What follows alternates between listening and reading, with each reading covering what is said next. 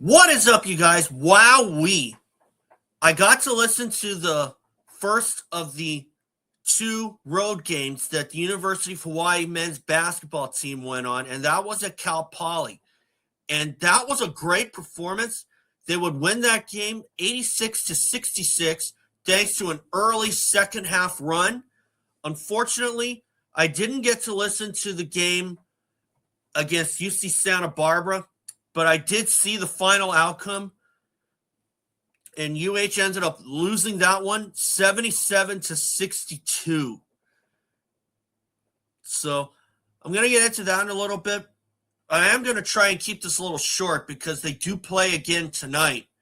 And their next opponent is Cal State Bakersfield. It's unlikely I'll be going to the CSUN game, which is on Saturday at the Stan Sheriff Center. And so is the Bakersfield game.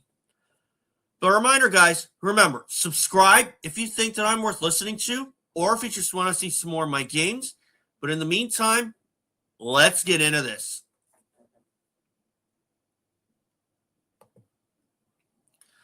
There's my banner. UH wins at Cal Poly 86-66, loses at UCSB 77-62.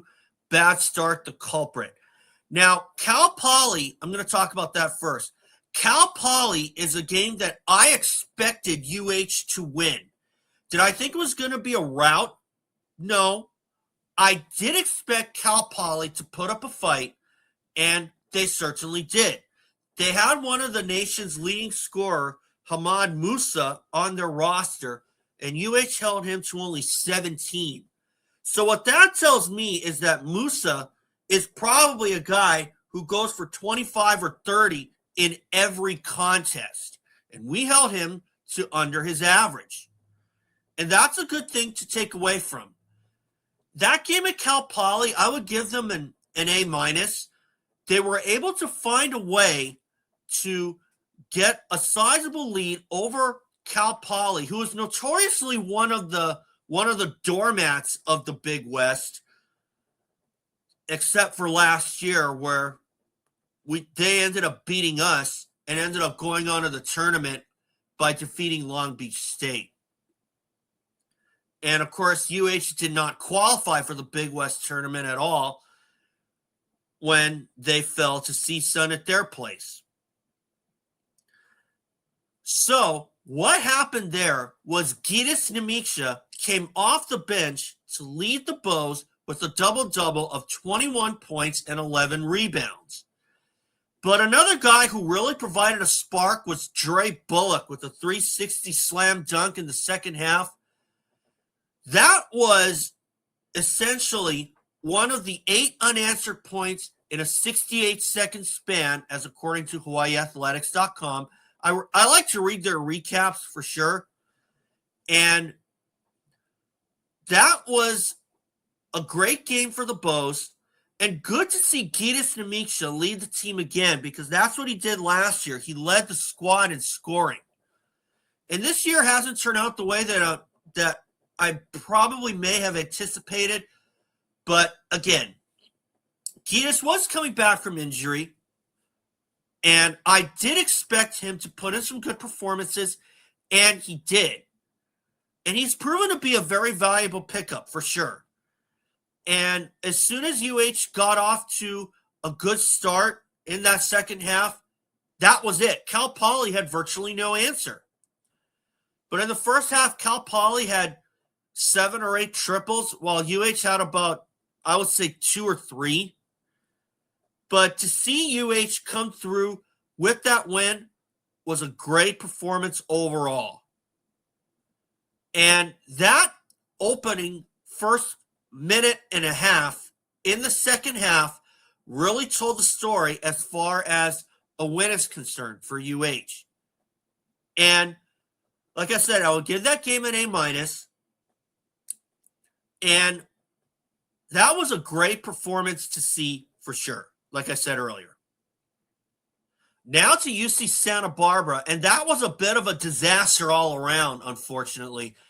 And UC Santa Barbara is the kind of team where you cannot afford a scoring drought of any capacity if it exceeds 5 minutes, especially if it exceeds 5 minutes, and especially during crunch time. But in this case, it wasn't a scoring drought that really did UH in.